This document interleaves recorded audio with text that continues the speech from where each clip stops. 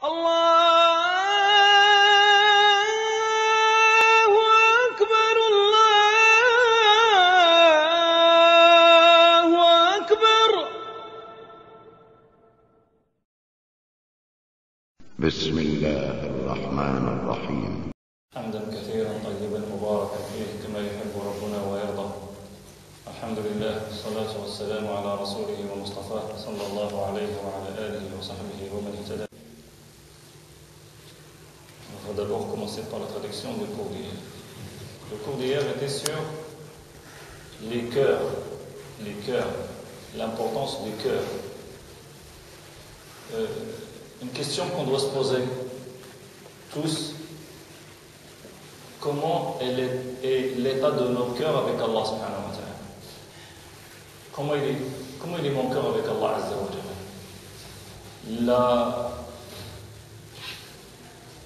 Si on ne fait pas attention à nos cœurs, si on ne prête pas attention de la gestion de nos cœurs, et on fait attention qu'au corps, ça ne marche pas. Pourquoi? Tout simplement, c'est le cœur qui guide le corps. Et le prophète sallallahu alayhi wa sallam, il nous dit dans un hadith: Allah ne voit pas vos images ni vos corps, mais il voit vos cœurs et vos œuvres. Pas l'image, c'est ce qui est à l'intérieur, c'est le cœur. Et les œuvres ne peuvent être correctes que si le cœur est correct. Nos œuvres ne peuvent être bonnes que si le cœur est bon. Le cœur, c'est comme le roi, et le reste des membres du corps, c'est les soldats. Si le roi est bon, les soldats ils sont bons. Si le cœur est mauvais, le reste est bon. Et combien d'œuvres de l'extérieur on peut voir, on peut penser que c'est des œuvres de l'au-delà. Mais par le travail du cœur, ces œuvres sont pour le bas monde. Ils n'ont rien à voir avec l'au-delà. Combien de personnes sont dans Salat, par exemple? Tu le vois, il est bien habillé, tu vois l'aspect sur lui, c'est un peu l'aspect d'un pratiquant. Il fait bien le recours, sujoud, t'entends une bonne récitation. Mais toute cette prière, Allah n'a accepté même pas une prosternation. Pourquoi? Parce que son cœur n'était pas là. Son corps, il était là, mais son cœur, il était loin. Et personne ne peut voir ce qui est dans les cœurs. Seul Allah azza wa jalla. On peut tromper les gens, mais on ne peut pas tromper Allah subhanahu wa ta'ala. Ce qu'il y a dans les cœurs, seul le Tout-Puissant qui sait ce qu'il y a dans les cœurs. Non, on ne voit que l'extérieur, mais Allah azza wa jalla, il voit l'intérieur. Et le prophète sallallahu alayhi wa sallam, il a dit: l'homme se lève, ça veut dire il fait sa prière, et il ne lui sera prescrit, c'est-à-dire Allah n'accepte dans sa prière que sa moitié, le un tiers, le un quart, jusqu'à ce qu'il arrive le 10e. Pourquoi? Parce que la concentration, son cœur n'était pas là, il est parti ailleurs. Et le prophète sallallahu alayhi wa sallam, souvent, il jure par Allah, par celui qui détourne les cœurs. Parce que les cœurs, ils sont entre deux doigts d'Allah azza wa jalla, et il les détourne comme il veut. Et le cœur, on l'a appelé le cœur, al-qalb, parce qu'il se détourne beaucoup. Le qalb, ça vient de taqallub. Taqallub, c'est changement d'état. Ça vient comme l'insan. On l'appelle insan, ça vient de quoi? De nisyan. Parce qu'il oublie souvent. Il oublie. L'insan, ça vient de nisyan. On l'appelle insan parce que l'être humain, il oublie souvent. Comme l'autre jour, on parlait. Tu te lèves de ta place, chez toi, pour aller chercher quelque chose. Dès que tu fais 2 pas, tu dis: je me suis levé pourquoi? Qu'est-ce que je veux chercher? T'as oublié. l'oubli. Et seul Allah Azza wa Jal n'oublie pas. Wa ma kana rabbuka nasiya. Allah Azza wa Jal n'oublie pas. Et le prophète sallallahu alayhi wa sallam, il y avait un homme à l'époque du prophète sallallahu alayhi wa sallam qui écrivait la révélation. Vous savez, il y a un groupe de compagnons lorsque sur le prophète sallallahu alayhi wa sallam il descend la révélation, le prophète sallallahu alayhi wa sallam il dit à certains compagnons, eux ils l'écrivent, ils écrivaient le Coran. Il y avait un parmi eux qui écrivait la révélation, il était musulman, il a appris le surat la vache, surat Al-Imran, et après ça il est parti, et là il a changé de religion, il est devenu chrétien. Regarde. Au moment où cette personne écrivait le il était avec les compagnons, qui peut penser que cette personne-là, son cœur va être détourné de l'islam à la mécréance? Qui peut? Mais seul Allah Azza wa Jal, il sait. Ça, il a changé. Allah, subhanahu wa ta'ala, il détourne les cœurs comme il veut. Et lorsque cette personne est morte, ils l'ont enterré, la terre ne l'a pas accepté. Comme le frère aujourd'hui parle de Staline. Ils l'ont enterré, la terre, il l'a refoulé. Cette personne-là, la terre, ils l'ont creusé encore profond, ils l'ont enterré, pareil. La terre, il l'a rejeté. Après, ils ont fait ça 2-3 fois, après, ils l'ont laissé dehors.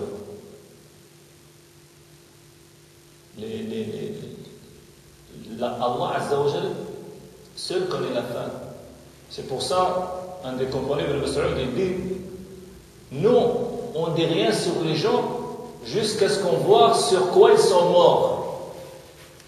S'ils sont morts sur une bonne mort, une bonne fin, husn al-khatima, on souhaite le bien pour eux.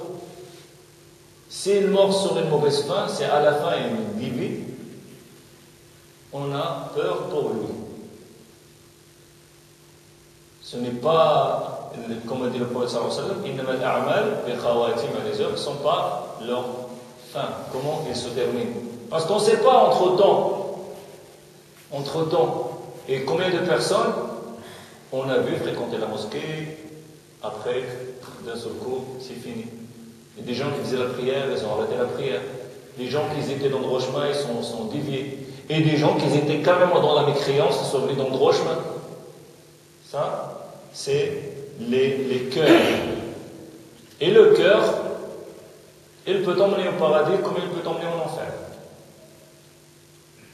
Allah Azza wa Jal, il dit le jour où il ne te sera utile ni bien, ni enfant, sauf ceux qui viennent avec un cœur saint, un cœur pur, un cœur qui n'est pas malade. Le jour du jugement, tes biens ne te seront pas utiles, sauf les biens que tu as fait dans ce bas monde. Les choses que tu as fait de bien qui te seront utiles, certainement, si tu les as fait pour Allah, si Allah les a acceptés. Tes enfants, le prophète sallallahu alayhi wa sallam nous a dit, lorsque l'être humain meurt, ses œuvres s'arrêtent, sauf pour 3 choses. Parmi ces choses-là, que tu laisses un enfant bon qui invoque Allah pour toi. Ça veut dire que ton enfant, après ta mort, soit utile. Sauf celui qui vient avec un cœur salim, ça veut dire qu'il n'est pas malade. Ça veut dire qu'il n'a pas les maladies du cœur. Et on n'a pas encore parlé des maladies du cœur. Les maladies du cœur, il y en a beaucoup. Les maladies du cœur, ça veut dire que ce cœur, il n'est pas malade. Ça ne veut pas dire que je peux monter des escaliers, ça veut dire que mon cœur est... Non, c'est les maladies du cœur. Et aussi, Allah Azza wa Jal, ce verset est très important. Parce que celui qui a un cœur qui est malade, c'est qui seront acceptés, c'est qui vont aller au paradis? Le cœur qui ne sont pas malades. Il n'y a pas la maladie de la mécréance, de l'hypocrisie, de la haine, de la rancune, de la méchanceté. C'est les maladies du cœur. Et autres, le désespoir, etc., les maladies du cœur. Et Allah Azza wa Jal dit, وَلَقَدْ دَرَأْنَا لِجَهَنَّمَ. Allah Azza wa Jal a créé pour l'enfer beaucoup de djinns et beaucoup d'humains. Ah oui, c'est beaucoup qui vont rentrer en enfer. Que ce soit des djinns, que ce soit des humains. beaucoup. Ça veut dire ceux qui vont être sauvés, c'est peu. Il y a un hadith, le prophète sallallahu alayhi wa sallam nous dit, le jour du jugement, les prophètes, les envoyés d'Allah Azza wa Jal, qu'ils ont été envoyés à leur peuple pour les ramener vers le chemin d'Allah Azza wa Jal, les appels à l'islam, à la soumission. Le jour du jugement, chaque prophète va venir avec ceux qui l'ont suivi, ceux qui ont accepté. Il y en a qui vont venir avec des personnes. Il y en a qui vont venir avec 3 personnes, 2 personnes. Il y en a qui vont venir avec 0 personne. Ça veut dire qu'un envoyé, il a été envoyé dans son peuple. Combien qui l'ont suivi? Ouais, rien. Il va venir le jour du jugement tout seul, le prophète. Personne ne l'a suivi. Et on voit l'histoire de Nuh alayhi salam.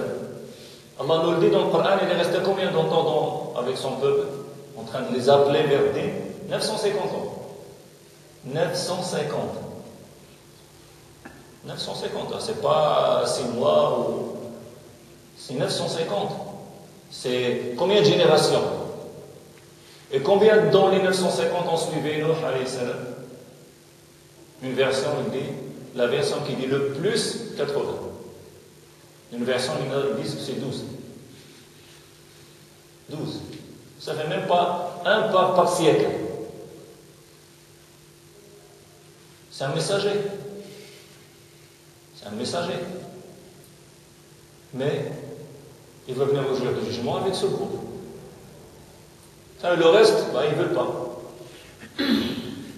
Ça veut dire que la majorité des gens, des djinns, vont en enfer. Peu de gens vont au paradis. Et dans d'autres hadiths aussi, où le jour du jugement, Allah Azza wa Jal, il appelle Adam, il lui dit, ramène-moi la partie de ta descendance qui va aller en enfer. Après, elle va demander, Allah Azza wa Jal va dire, dans 1000 personnes, 999 en enfer. C'est dans 1999 en enfer. Ça veut dire la majorité. Et le Coran, vous lisez le Coran, vous allez trouver, mais peu de gens remercient Allah. La majorité des gens ne croient pas. La majorité des gens ne réfléchissent pas. C'est la minorité qui obéissent à Allah. Et Allah Azza wa Jal, dans ce verset, ceux qui vont aller en enfer, beaucoup de djinns et des humains, il dit, ils ont des cœurs avec lesquels ils ne réfléchissent pas, avec lesquels ils ne comprennent pas. Ils ont des cœurs, mais ces cœurs-là, avec lesquels ils n'ont pas. Allah Azza wa Jal nous a donné des outils. Mais ces outils-là, on les fait fonctionner correctement, ils nous emmènent vers Allah Azza wa Jal. 3 outils.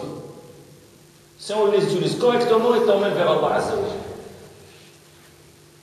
Les oreilles, on écoute. Les yeux, on voit. Et le cœur, on réfléchit. T'entends la parole d'Allah Azza wa Jal. T'entends l'appel vers l'islam. T'entends parler du prophète sallallahu alayhi wa sallam. Et tu vois tes yeux, tu vois les cieux, tu vois la terre, tu vois la création d'Allah Azza wa Jal, surtout de nos jours. Et tu réfléchis avec ton cœur. Réfléchis. Ben, ça va t'emmener vers où? Vers la ilaha illallah. Et Allah Azza wa Jal nous dit le Coran, dans la vie. Il y a dans la création des cieux et de la terre et la succession des jours et de nuits des signes pour les gens doués d'intelligence. Ceux qui évoquent Allah debout, assis, allongé. Et ils méditent. Ils méditent dans quoi? Ils méditent, ça veut dire ils méditent dans la création des cieux et de la terre. Seigneur, tu n'as pas créé tout ça en vain. Épargne-nous le châtiment de l'enfer. C'est ça le résultat. Lorsqu'ils ont médité, ils ont réfléchi avec leur cœur, ils ont vu la création des cieux et de la terre, la succession des jours et des nuits, ils ont entendu la parole d'Allah subhanahu wa ta'ala, ils ont entendu l'appel vers l'islam, ils ont réfléchi. Le résultat, Seigneur, tu n'as pas créé tout ça en vain.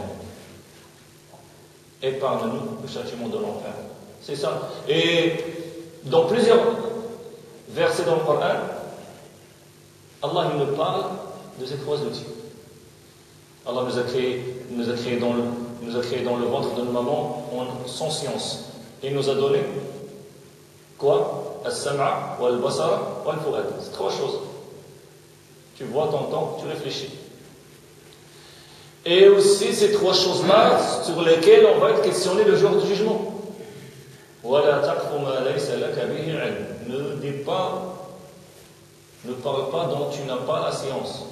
Pourquoi? Inna sam'a wal basara wal fu'ada, ces trois choses-là, kullu ulaika, ces choses-là, kana anhu mas'oula. Tu vas être questionné sur ces choses-là. Tu vas être posé, Allah Azza wa Jalla. Donc tu vas rendre compte sur ces trois outils-là. Donc le cœur, il peut t'emmener au paradis, c'est un cœur sain. Il peut t'emmener au paradis si tu ne l'utilises pas correctement. Ibn al-Qayyim il dit, cherche ton cœur dans trois endroits.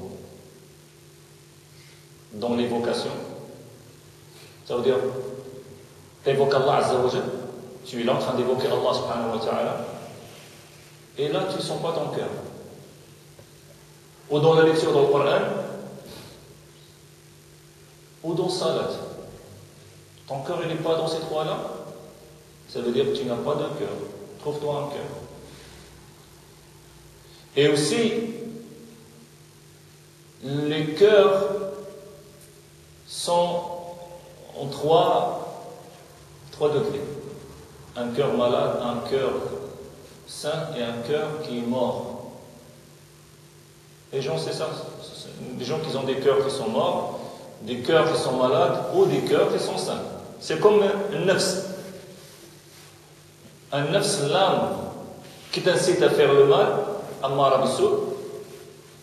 L'âme qui, après avoir commis le péché, et te refait un rappel, et un âme qui paisible, qui t'incite qu'à faire le bien. C'est trois. L'âme qui t'incite à te faire le mal. Quand tu n'as rien à faire, tout ce qui va venir dans ton esprit, c'est une nefs qui va te demander quoi? Regarde des choses graves. Va faire des choses pas bien. Va appeler telle personne. Va faire ceci, va faire cela. Va faire quelque chose qui déplaît à Allah Azza wa Jalla. Ça, c'est l'âme qui incite, le nefs, al-ammara bisu', qui incite à faire le mal. Et il y a le nefs al-lawwama. Après que tu commets le péché, tout de suite, le nefs, il va te dire, ah, pourquoi t'as fait? C'est pas bien. Qu'est-ce que tu vas dire à Allah si tu vas être devant lui? Et après tu regrettes. Ça c'est. Et après tu recommences, mais après tu regrettes. Ça c'est le nefs, le deuxième, entre les deux. Après, un nefs al-mutma'inna, paisible. Elle est incite qu'à faire le bien.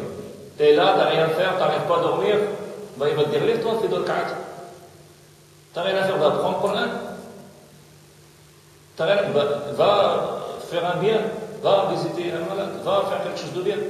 Il t'incite qu'à faire le bien. Eh bien, les cœurs sont trois parties. Et le cœur, il est malade. Le cœur mort. Le cœur mort, celui qui s'ouvre au mal et qui se renferme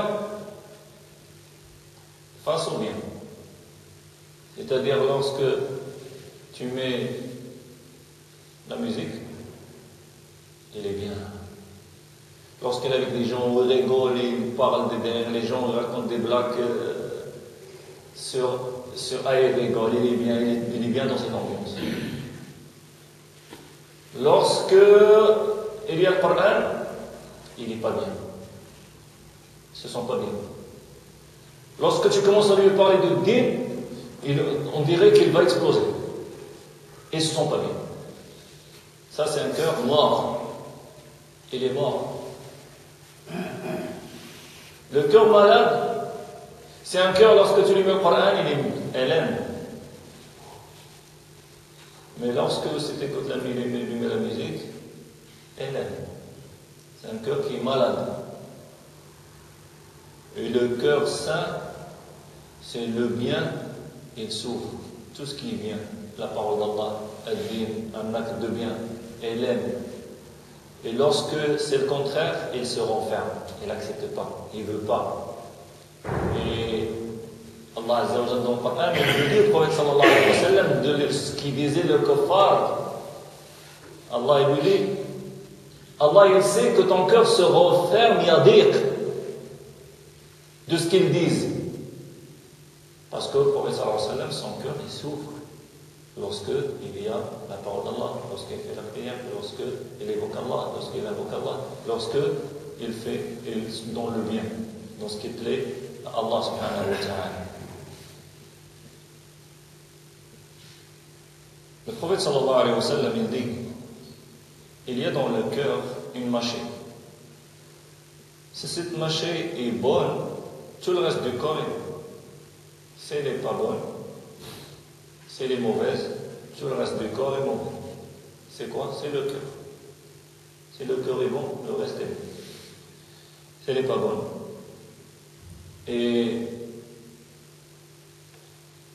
il y a une parole de l'imam Shafi'i, une parole intelligente en réalité. Il dit, soit un faqih et en même temps sofi. Faqih, sofi. Mais ne soit pas un sans l'autre. Ça veut dire quoi? Ça veut dire, ne sois pas quelqu'un qui apprend des informations dans le Bible. Il a des infos, mais son cœur est dur. Ça ne touche pas le cœur. Mais ne sois pas quelqu'un, un sofi, qui passe son temps à travailler sur le cœur et à essayer et à adorer Allah avec ignorance. Parce qu'Allah n'accepte pas une adoration sans savoir et sans science. Donc, soit les deux. Une science, une connaissance et un travail sur le cœur. Et ça, on le voit sur certaines personnes. Il y en a qui ont été dans le travail du cœur, oubliant le savoir, la connaissance, la science. Le plus important, c'est de s'asseoir et d'évoquer Allah. Et ces gens-là ont un cœur très doux. On dirait une petite parole et il leur fera pleurer. Ils sont d'une douceur, d'une gentillesse, ils ont fait le travail sur leur cœur. Ils sont attachés de dunya. Mais sans savoir, petit à petit, ils s'écartent jusqu'à ce qu'ils se retrouvent dans des innovations, jusqu'à ce qu'ils se retrouvent dans des adorations dont Allah Azza wa Jal n'a pas, dont le prophète sallallahu alayhi wa sallam n'a pas mentionné, dont on n'a pas parlé, ils ont innové dans le dîn. Pourquoi? Parce qu'ils n'ont pas été vers la science. De l'autre côté, d'autres, ils ont commencé à aller vers le savoir. Il peut te réciter certaines choses. Il connaît par exemple At-Tawhid, il le connaît.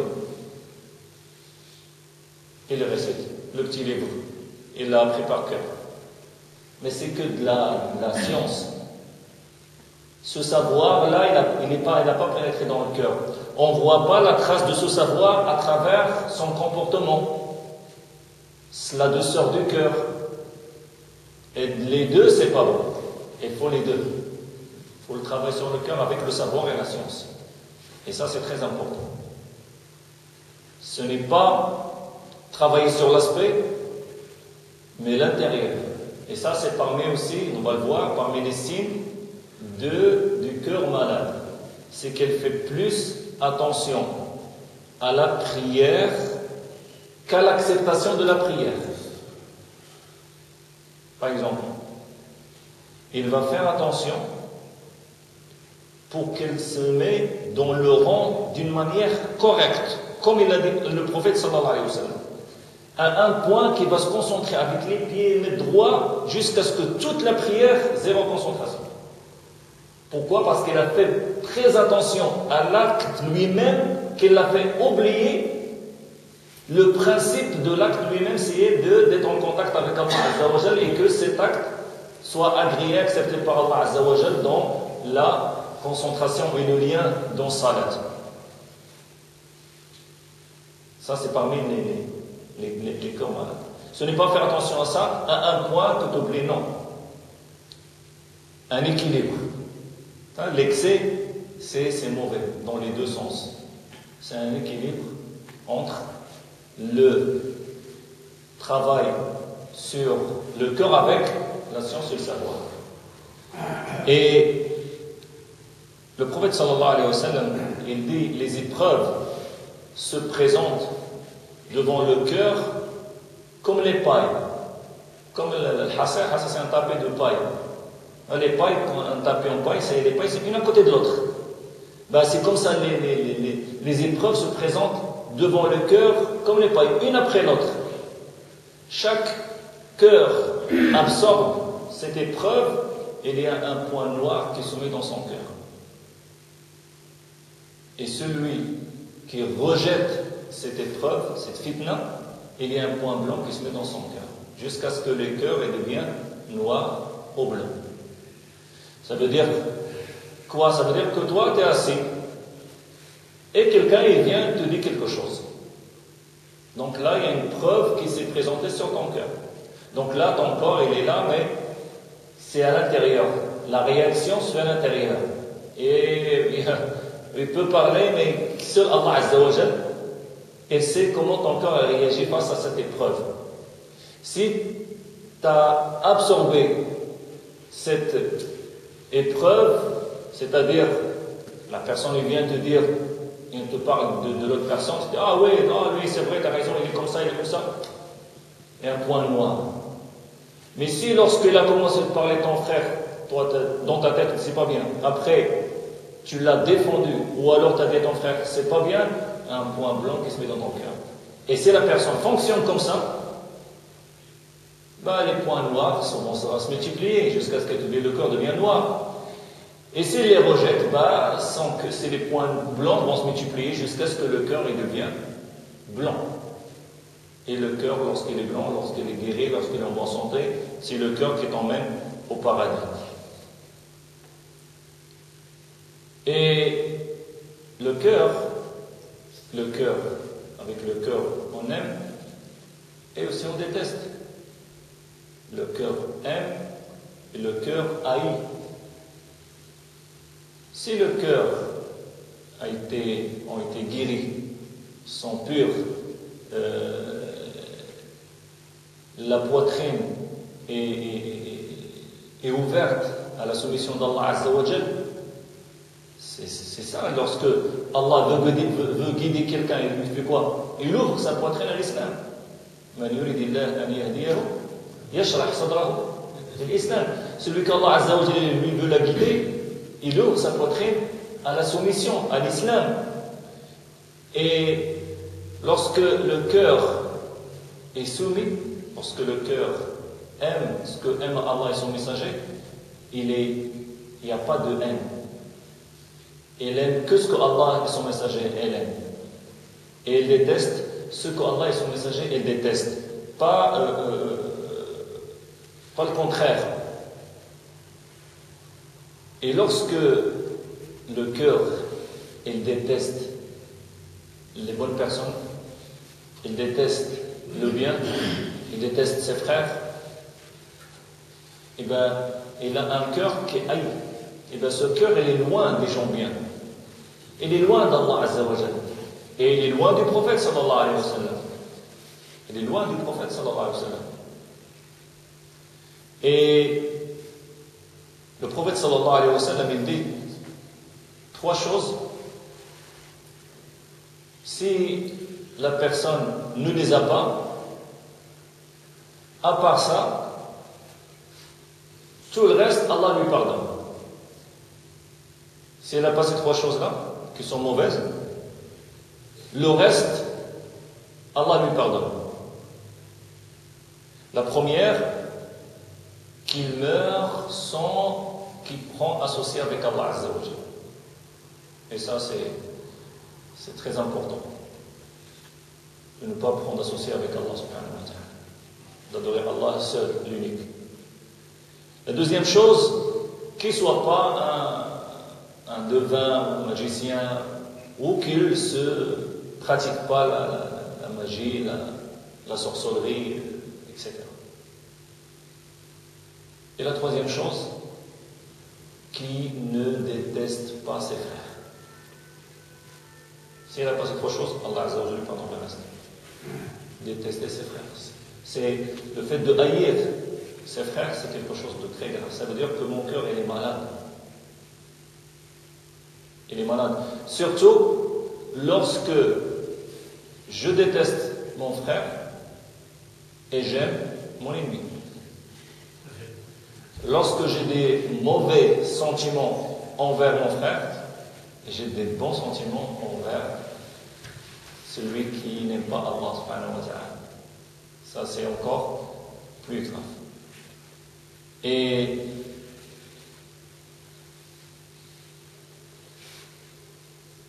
ces maladies du cœur,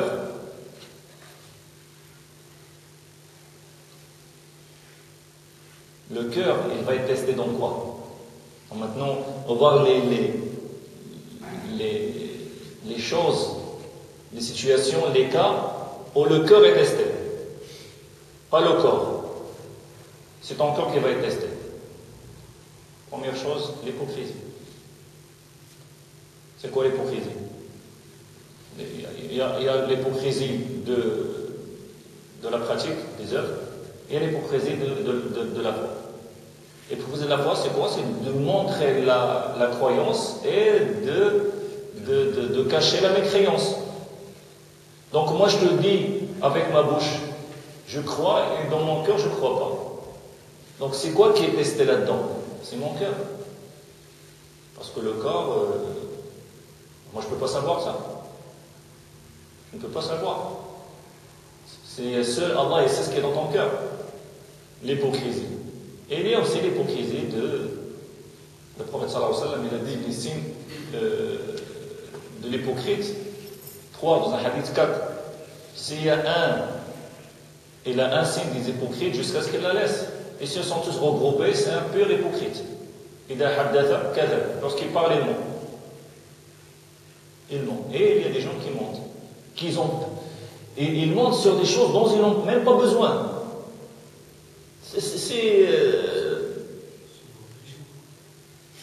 Il n'a pas mangé, il dit j'ai mangé. Chez moi, quand il ne mange pas, c'est des choses vraiment stupides, mais malgré ça, lorsqu'il parle, il ment. Ça, c'est un signe.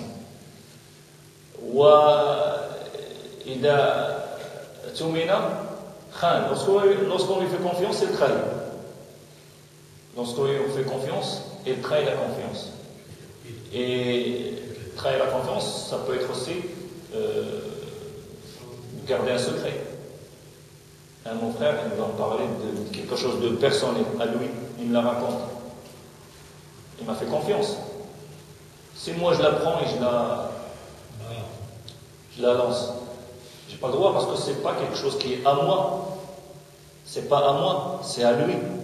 Il m'a fait confiance. J'ai pas le droit de la divulguer, sauf si lui me fait comprendre que ça, c'est pas grave. Mais ça fait partie aussi de la confiance. Parce qu'il donne un ad, il rompt. Et lorsqu'il y a une dispute, lorsqu'il y a un malentendu, la personne, tu vois quelqu'un d'autre. Il y a des gens, tu les vois pendant des années, une fois, tu le vois en colère, tu t'étonnes, tu te dis, waouh, jamais pensé que cette personne-là, elle va devenir comme ça quand elle est en colère. C'est le jour et la nuit. Pour un petit truc, et ça dure longtemps. C'est pas, il s'énerve après, ça se calme, il revient. Non, ça dure, des années, ça peut rester. Et ça, c'est du n'importe quoi. Et les gens qui font ça, ils ont un truc dans leur cœur. C'est pas bien. Ça, c'est vraiment pas bien. Qu'on garde la haine, la méchanceté dans le cœur avec des gens sur des choses qui se sont passées. Devenir des amis, rigoler comme avant, on peut le comprendre. Mais ne pas dire salam, ça c'est... Non. Ou encore le cœur est testé dans Riyad, l'ostentation. Qui peut voir? Toi, tu es là en train de faire ça. Tu le fais bien comme ça. Mais tu le fais pour que l'autre est... Tu peux être 100 millions en train de te voir, tout ça peut savoir si tu fais rien ou pas. Il y a seul Allah qui sait. Donc ça, c'est les endroits où le cœur est testé. Hein, nos cœurs, ils sont testés dans plusieurs endroits. Donc, on peut tromper les gens, mais on ne trompe pas Allah subhanahu wa ta'ala. Allah azza wa jalla, ce qui est dans les cœurs. Et Riya, c'est la petite association. Et une fois, les compagnons étaient en train de parler de Dajjal, ici. Et le prophète sallallahu alayhi wa sallam, il leur a dit, vous voulez que je vous parle de ce que je crains pour vous plus que Dajjal? Ils l'ont dit, c'est quoi au messager d'Allah? Il a dit, l'ostentation, Riya, la petite association. Riya. Et Riya, ça casse les œuvres. Tu peux faire des œuvres, si tu fais Riya, l'œuvre n'est pas valable, n'est pas acceptée. Ah, tu ne sors pas, quand il n'y a personne, tu ne sors pas, tu ne donnes pas. Et là, il y a des mondes de Riya. On est à Riya, comme il dit un savant, Riya, ça vient de Ru'ya. Tu veux que les gens voient ce que tu fais. Et Sum'a, les gens, tu veux que les gens entendent ce que tu fais. Comme le jeûne, par exemple, tu fais le jeûne. Les gens ne peuvent pas savoir si tu jeûnes. Mais comment les gens vont savoir? Tu veux dire, ah, j'ai chaud, je commence à avoir faim. Ah, le moral, c'est pas encore l'heure. Là, tu le dis, les autres vont entendre. Ça, ils vont écouter. Sum'a, ça donne Sama'. Donc, ils vont entendre pour comprendre que tu es en état de jeûne. Alors, c'est quoi qui est touché? C'est le cœur. Et c'est pas quelque chose de simple. Hein? Des fois, on fait une chose, un acte de bien, et ça nous brûle dans nos cœurs. Ça nous brûle dans notre langue. On attend juste l'occasion pour le dire. On attend juste le moment pour le sortir. On attend juste l'occasion pour faire comprendre à l'autre que j'ai fait ça.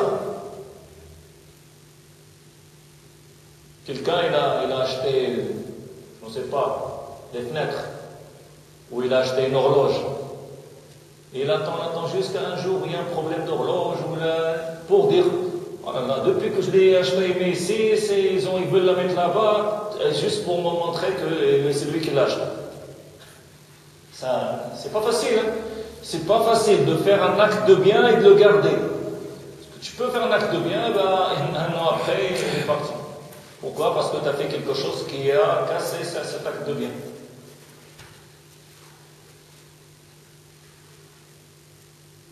Aussi, al-shubha, le doute. Et al-shubha, c'est les ressemblances. Ça aussi, c'est le cœur qui est testé.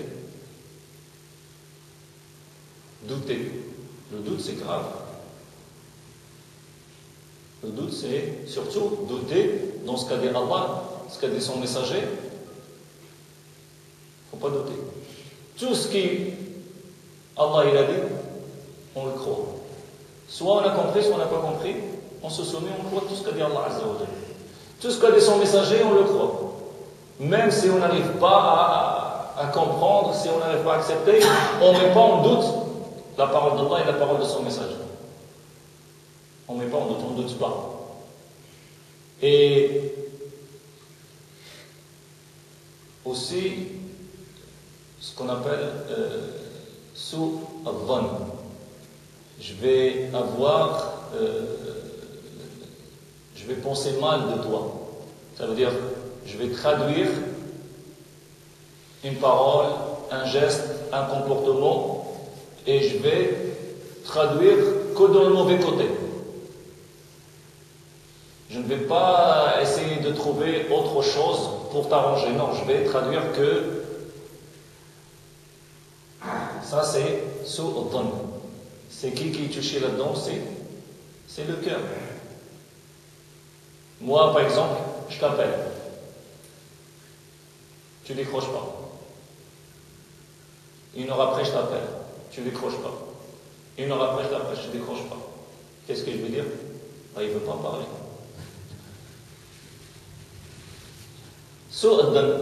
Je ne sais pas, même pas si le téléphone il l'a pas perdu, je ne sais pas s'il est là, je ne sais pas s'il était malade, je ne sais pas s'il est mort, je ne sais rien du tout. Mais je vais tout de suite mettre les sur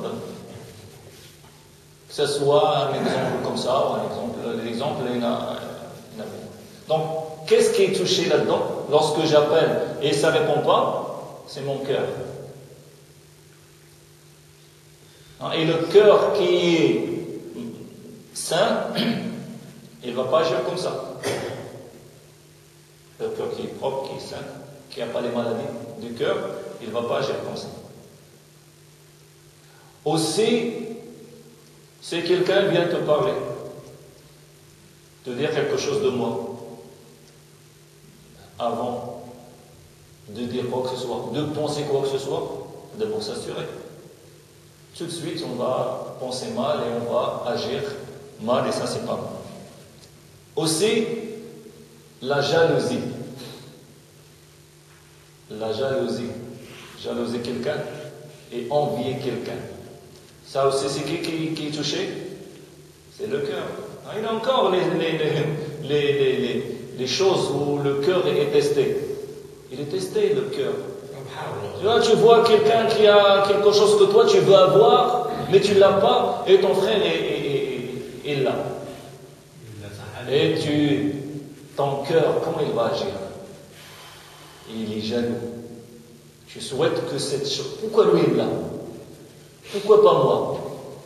Et cette jalousie pousse la personne à se comporter mal envers l'autre. Parce que le jaloux de lui, il ne va pas être gentil avec lui, ça va le pousser à être méchant avec lui, ça va le pousser lorsque lui arrive du mal à l'autre, que lui il va être content. S'il est jaloux de lui. Et il apprend qu'il lui est arrivé un accident, il va être content. Parce qu'il est jaloux. Il l'envie de sa belle voiture qu'il a achetée, il l'envie. Un jour il apprend qu'il a fait un accident avec cette voiture, parce que si avant il n'était pas jaloux de lui, il n'aura pas cette réaction. Et les frères de Youssef alayhi salam, que les a poussés à faire tout ça? La jalousie. Ils étaient jaloux. Et cette jalousie les a poussés à faire quoi? C'est leurs frères. À faire quelque chose de très grave. La jalousie. Mais il y a une différence, c'est une jalousie qui est acceptée, c'est lorsque tu souhaites avoir ce que Allah a donné à ton frère. Allah Azza wa Jal a donné une belle voiture à ton frère, tu souhaites avoir une belle voiture comme ça, c'est pas grave. Sans souhaiter que le frère, ce bien qu'il a, lui soit restitué. Un frère qui connaît le Coran par cœur, je suis jaloux de lui, c'est-à-dire j'aime aussi apprendre le Coran. Et je suis content pour lui. Je suis content pour lui. Comment dit le prophète sallallahu alayhi wa sallam? La hasada illa fitnatayn. Il n'y a pas de jalousie que d'autres choses. Allah lui a donné le Coran avec lequel il fait salat, il prie, il lit matin, midi, soir. Et l'autre, Allah lui a donné un bien qu'il le dépense pour Allah Azza wa Jalla le soir et le jour et la nuit. Jaloux, ça veut dire je veux être comme lui. Je veux faire comme lui. Je veux donner comme lui. Je veux avoir pour donner aussi comme lui. Et aussi, l'orgueil. Et sous-estimer les autres. Ça aussi, c'est un travail. C'est une épreuve du cœur. Là, ton cœur, comment il va agir face à cette situation? Et ça, c'est très dangereux. Car celui qui a un atome d'orgueil dans son cœur, il ne trouvera pas au paradis. Sous-estimer les autres. Et les savants, ils ont dit que ça peut être dans le dunya, ça peut être dans le din. Et dans le din, encore plus grave. Et il y a ça touche beaucoup de gens, l'orgueil dans le din. Ça veut dire que moi, je vais me sentir mieux que toi. J'adore Allah mieux que toi. Je suis dans le din plus que toi. Je connais dans le din mieux que toi. Je sais plus de choses que toi. Je te sous-estime dans le din. Toi, tu ne connais pas. toi, ta foi n'est pas correcte, toi, tu ne sais pas encore. Toi. Dans le din. C'est pas dans le dunya, moi je connais ça mieux que toi, je sais réparer mieux que toi, ou je sais peindre mieux que toi, dans le dunya. Là, dans le din. Et ça, beaucoup de gens, malheureusement, sont touchés par ça. Parce que Iblis, là,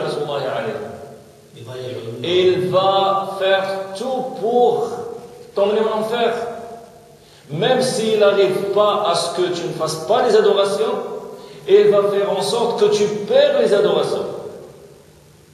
Toutes ces bonnes actions que tu as gagnées dans les adorations, s'il n'a pas réussi à ce que tu ne les fasses pas, il va faire en sorte pour que tes adorations...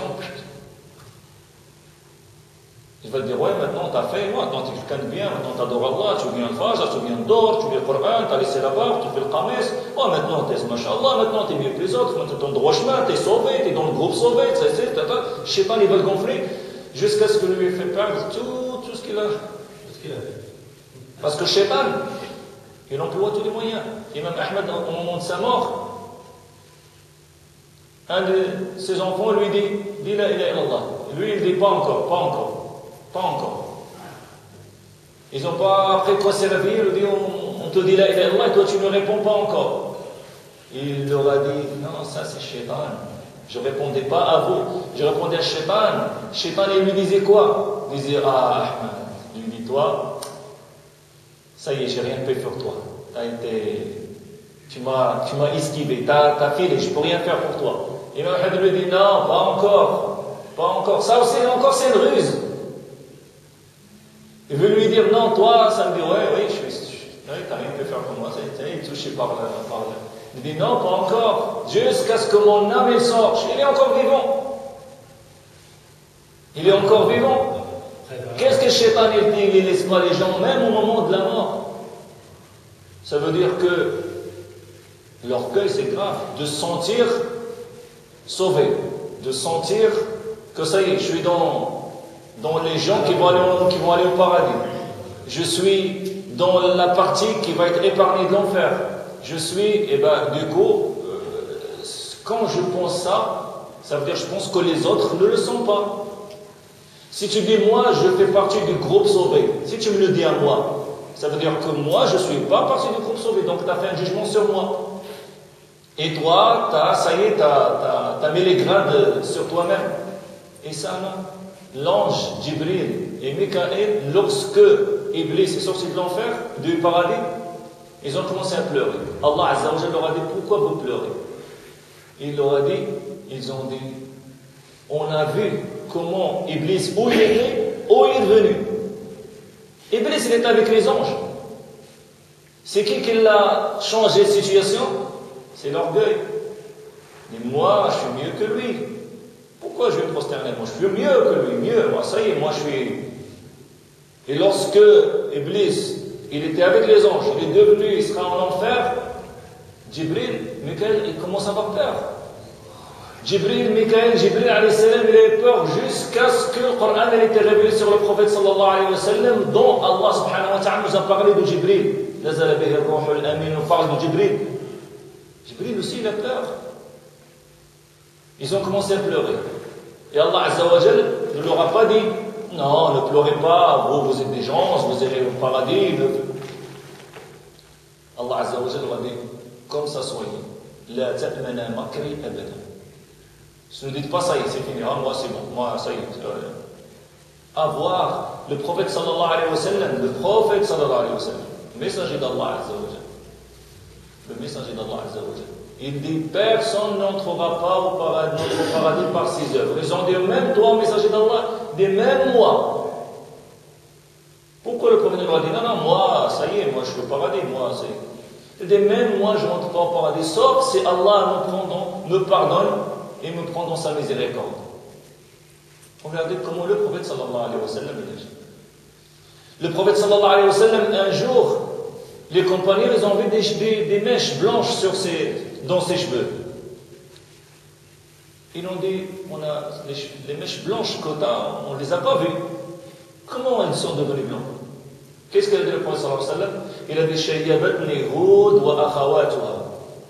C'est à cause de Surat Hud et ses sœurs, c'est-à-dire les autres sourates. Si tu lis sourates Hud et les autres sourates, tu vas voir que ça parle beaucoup de l'enfer, du jour de jugement. Et le prophète sallallahu alayhi wa sallam, tellement il a peur, ses cheveux sont devenus blancs. Ça, c'est le messager d'Allah.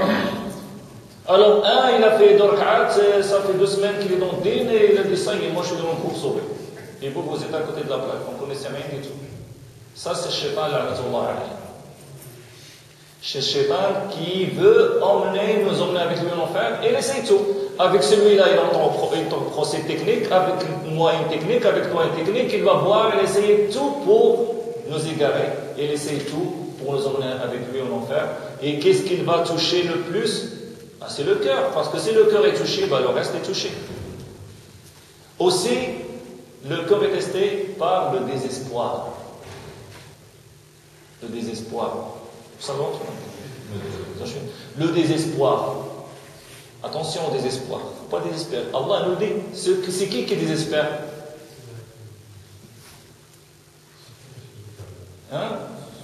Ceux qui désespèrent, c'est le kuffar. C'est le kuffar qui désespère. Le musulman ne désespère pas. Il ne faut pas désespérer. Le désespoir. Allah Azza wa Jal est capable de tout. En un clin d'œil, il change cette situation. Ne désespère pas. Tu peux être malade, tout de suite Allah te guérit. Tu peux être pauvre, tout de suite Allah Azza wa Jal te rend riche. Ne dis pas ça y est, c'est fini, désespère, ça y est, je suis désespéré de mon cas, je ne pourrai jamais. Non, Allah est capable de tout, subhanahu wa ta'ala. Il y en a une fois dans une invitation, il était malade de deux, il fait un traitement. Je lui ai fait dua, demande à Allah subhanahu wa ta'ala qu'il guérit. Il me dit non, ça c'est à vie. Cette maladie que j'ai, c'est à vie, ça veut dire que ça m'a dua, ça ne fera rien. Allah est capable de tout, fais dua. Même si tu as une maladie, qu'il n'y a pas de médicament. Demande à Allah Azza wa Jal. Kun fayakun. Si Allah il veut te guérir, il te guérit. Même si tous les médecins du monde, ils ont dit que c'est une maladie qui n'a pas de remède, Allah Azza wa Jal, kun fayakun. Ne désespère pas. Il ne faut pas désespérer. Et lorsque tu ne désespères pas, même si tu es dans une situation délicate, lorsque la personne, et le prophète sallallahu alayhi wa sallam, il n'aime pas le désespoir. Il aime le fa'al al-hasan. Il aime les bonnes. On ne va pas dire les bons signes, parce qu'après on va rentrer dans un. Mais le prophète sallallahu alayhi wa sallam n'aime pas que, non, on va perdre, ça nous arrive du mal, on va faire. Non.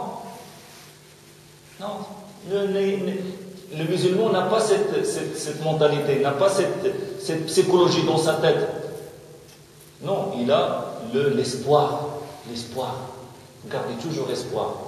Et pourquoi? Parce qu'Allah subhanahu wa ta'ala, rien n'est dur pour Allah Azza wa Jal. Tout est facile pour le Tout-Puissant. Là, j'essaie de faire vite. Aussi, où le cœur est testé par la passion. La passion. On est testé par la passion. On aime quelque chose jusqu'à ce que sur certains de nos devoirs vers Allah Azza wa Jal, on les fait passer de nos devoirs. La passion. Et il y a des gens qui adorent un Dieu qui s'appelle la passion. Pour eux, c'est leur Dieu.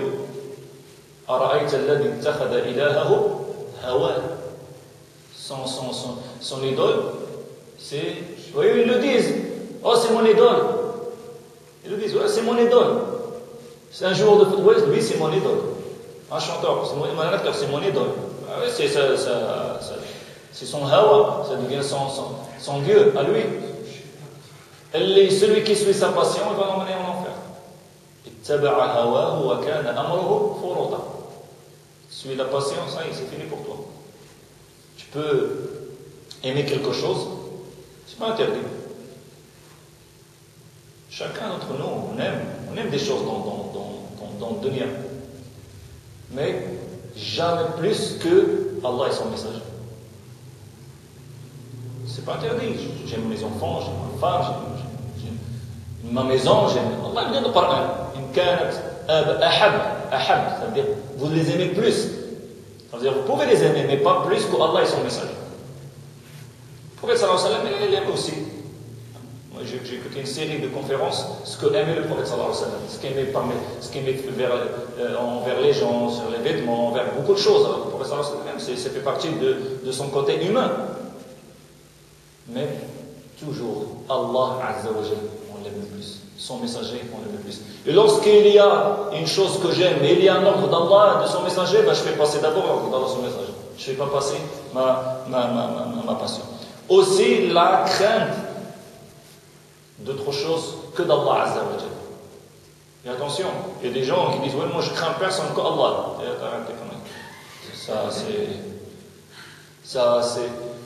Le fait d'avoir peur, c'est humain. Hein, qu'est-ce qu'on a parlé, on a raconté dans Sira, le Hadith ibn Yaman, qu'est-ce qu'il disait le jour de l'Ahzab? Il dit, c'est une nuit, il fait très noir, très froid, il y a beaucoup de vent, et on en avait très peur. Allah dans le Coran, qu'il parle de tellement qu'ils avaient peur, qu'est-ce qu'Allah Azza wa Jalla dans le Coran sur eux, sur les compagnons? Les cœurs sont arrivés là. Ça, c'est les compagnons. Et toi, tu me dis, non, moi, j'ai peur que d'Allah. Allah a dit. Et Allah Azza wa Jalla nous dit dans le Coran, وَلَنَبْلُوَنَّكُمْ بِشَيْءٍ مِنَ الْخَوْفِ. Allah va nous éprouver aussi par la crainte, par la peur. Mais, attention, Allah Azza wa Jalla doit le craindre. Et je dois adorer Allah Azza wa Jalla par crainte et espérance. Allah Azza wa Jalla, je l'aime et je le crains. J'aime, je l'aime et je le crains. Je crains son châtiment. Je crains qu'il me mette en enfer. Et j'espère qu'en sa miséricorde, sa clémence, j'espère qu'il me met au paradis. C'est un équilibre entre la crainte et l'espérance. Et je termine par Al-Waswas. Ça, c'est le cœur qui est touché. Ça arrive, même dans Salat. Ah, voilà. Tu es à la maison, tu marches, ça tourne.